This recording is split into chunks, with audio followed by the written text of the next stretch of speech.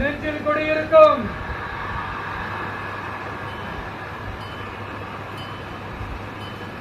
உங்கள் அனைவருக்கும் என்னுடைய வணக்கம்.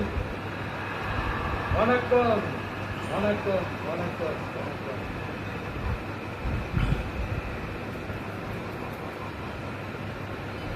மிக மிக மிக முக்கியமான ஒரு நேரத்தில் நாம இருக்கிறோம்.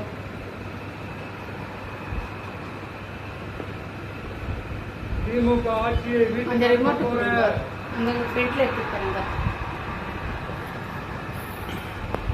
அந்த தேர்தலோட கடைசி பிரச்சாரம். ஸ்டாலின் சாரை வீட்டுக்கு அனுப்ப போற அந்த தேர்தலோட கடைசி பிரச்சாரம்.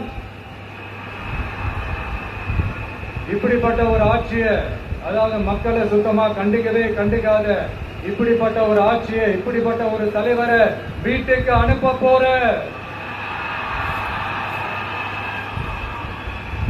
அந்த தேர்தலோட கடைசி பிரச்சாரம். ஆமா, பின்ன இப்படிப்பட்டவங்களை வீட்டுக்கு அனுப்புவாங்க, பின்ன கோட்டைக்கு அனுப்புவாங்க.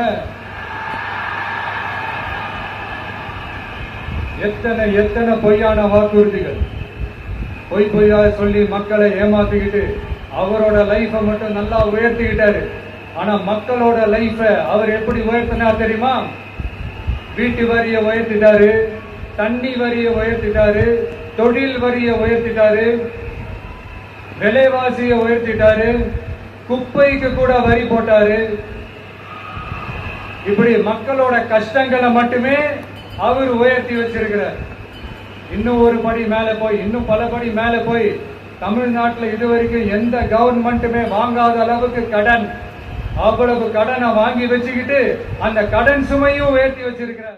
என்ன பிஸியா இருந்தாலும், என்ன வேலையா இருந்தாலும், என்ன வெளியூர்ல இருந்தாலும், எந்த பூத்துல உங்களுடைய ஓட்டு இருக்குதோ அங்க வந்து தயவு செஞ்சு நம்மளுடைய விசில் சின்னத்துக்கு உங்க ஓட்டு போடுங்க.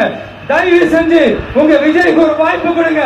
இந்த நேரத்துல வெளிநாட்டில இருந்து பணம் செலவு பண்ணி பிளைட் டிக்கெட் புக் பண்ணி இங்க வந்து ஓட்டு போட வந்த நம்மளுடைய நண்பிகள் உங்கள் அனைவருக்கும் இந்த நேரத்தில் என்னுடைய நன்றியை தெரிவிச்சுக்கிறேன்.